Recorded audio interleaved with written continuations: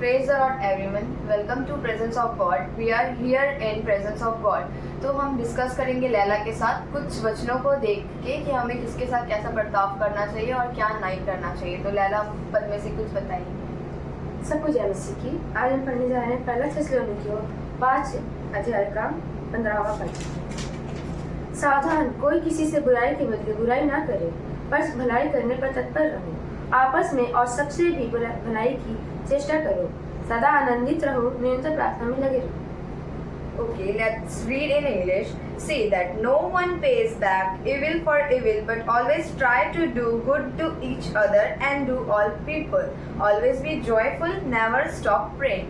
So ये पद को पढ़ते ही मेरे मन में कुछ सवाल आ पड़ते हैं। तो पहला सवाल तो मेरा लैला से ये है कि अगर कोई हमारे साथ बुरा व्यवहार कर रहा है तो क्या हमें उसके साथ सेम वैसे ही करना चाहिए? नहीं, क्योंकि यहाँ पे भी लिखा हुआ है कि बुराई के बदले बुराई मत करो। क्योंकि यदि हमारे साथ कोई गलत करता भी है तो हमें उसके लिए सोचना चाहिए कि अगर वो गलत है तो हम उसके लिए प्रार्थना करें, ताकि वो अपने उसके जो गलत काम है या फिर उसके जीवन में जो भी गलत है उसमें सुधार आए और वो परमेश्वर की तरफ वापस फिर जाए।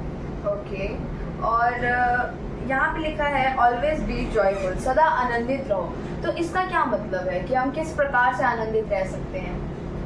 सबसे पहले तो परमेश्वर ने अभी तक हमें जीवित रखा है। परमेश्वर ने बहुत सी आशीषें दी हैं। परमेश्वर ने हमें एक परिवार दिया है, तो इसके लिए हम परमेश्वर का धन्यवाद करना चाहिए और सदा आनंदित रहना चाहिए। क्योंकि संसार में बहुत से ऐसे लोग हैं जिनके पास ये सब चीज़ें भी नहीं है।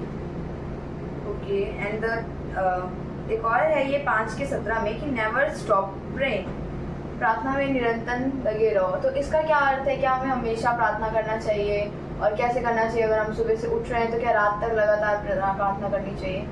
नहीं, इसका मतलब ये नहीं है कि हम 24 घंटे एक जगह बैठ कर सिर्फ प्रार्थनाएं करें। इसका अर्थ ये है कि हम अपनी जिम्मेदारियों को भी ना भूलें, परंतु ये जो प्रार्थना है हमारे मन में हमेशा चलती रहनी चाहिए। चाहे हम अपने कोई काम करते हों या फिर हम खाना बनाते हों या फिर अपने घर का कोई भी काम कर रहे हैं, प्रार्थना हमारे मन में निरंतर चलती रहनी चाहिए।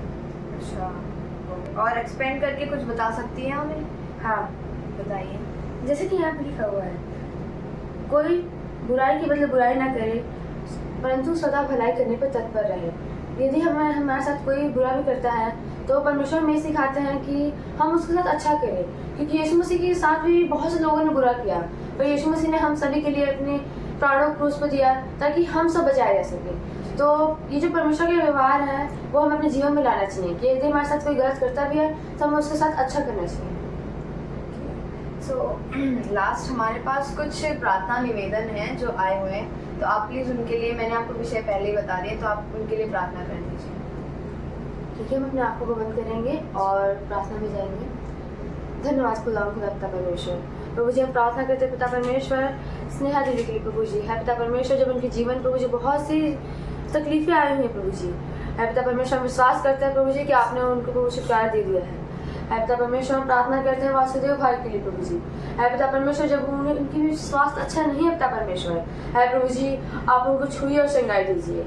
हम प्रार्थना करते हैं पिता परमेश्वर रंजू आंटी के लिए पिता परमेश्वर, जो वो बहुत दिनों से अपने गांव गई हुई पिता परमेश्वर, प्रभु जी उनके जीवन में बहुत सी तकलीफें हैं खुदावन, है पिता परमेश्वर उनके परिवार में प्रभु जी सब लोग विश्वास में नहीं है प्रभु जी। पिता परमेश्वर आप हर एक प्रभु जी विश्वास में लाइए प्रभु जी। है पिता परमेश्वर प्रार्थना करते हैं रानी आंटी के लिए प्रभु जी। है पिता परमेश्वर, जब उनके भी हस्बैंड के पिता परमेश्वर स्वास्थ्य अच्छा नहीं रहता प्रभु जी, है पिता परमेश्वर आप उनके भी जीवन प्रभु जी अपने आशीष दिखाइए प्रभु जी। है पिता परमेश्वर मैं प्रार्थना करती हूँ प्रभु जी रीना बहन के लिए पिता परमेश्वर, है प्रभु जी जब उनके भी घर में प्रभु नशे के बंधन है पिता परमेश्वर, है प्रभु जी आप हर एक बंधन से छुटकारा देने वाले हैं प्रभु जी। है पिता परमेश्वर, हमने विश्वास किया प्रभु जी कि आपने सभी प्रार्थना निवेदन प्रभु जी सुन लिया है पिता परमेश्वर। है प्रभु जी इन सभी प्रार्थना निवेदन प्रभु जी आपके नजदीक रखते हैं पिता परमेश्वर, और प्रभु सारा आदर और सम्मान आपको देते हो प्रभु जी।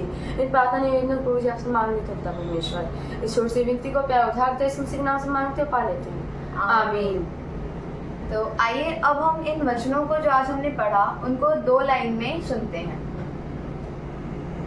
इन वचनों का एक हम देखिए 2 लाइन में निचोड़ तो ये होगा कि हमें कभी भी बुराई के बदले बुराई नहीं करनी चाहिए, सदा लोगों को माफ़ करना चाहिए, और सिर्फ माफ़ नहीं करना है कि माफ़ किया हमने और फिर बाहर जाके लोगों से बताया नहीं। हमें माफ़ करना है फिर भूल जाना है, जैसे कि परमेश्वर ने हमारे पापों को माफ़ किया, और हमें सदा प्रार्थना में लगे रहना चाहिए। आपका शुक्रिया। तो हम लोग एक वर्ड जान लेते हैं इसके लिए कि अगर कभी भी आपके मन में कुछ आए कि मैं उसको माफ़ करूं या ना करूं, मैं इस चीज़ को भूलूं या ना, तो हमेशा अपने मन में याद रखिए फॉरगिव एंड फॉरगेट। हमें उसे माफ़ करना है और उसे भूलना है। तो कभी भी अगर आपके मन में कोई विचार आए कि मैं इसे माफ़ करूं ना करूं और इसे भूलूं या नहीं, तो हमेशा यही याद रखिए कि आपको पहले माफ़ करना है और फिर उसे भूल जाना है। धन्यवाद।